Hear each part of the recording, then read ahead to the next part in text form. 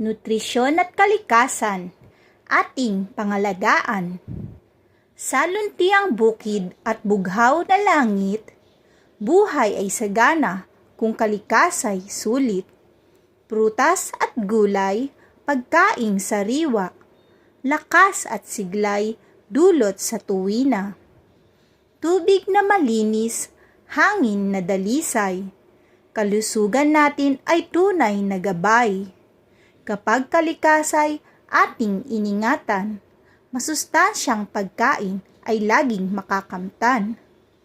Magtanim ng halaman, puno'y alagaan, basura'y ihiwalay at tamang itapon lamang. Sa bawat mabuting gawa at disiplina, mas maliwanag ang bukas ng bawat pamilya. Kaya't sama-sama tayo'y magkaisa. Nutrisyon at kalikasay, pahalagahan na.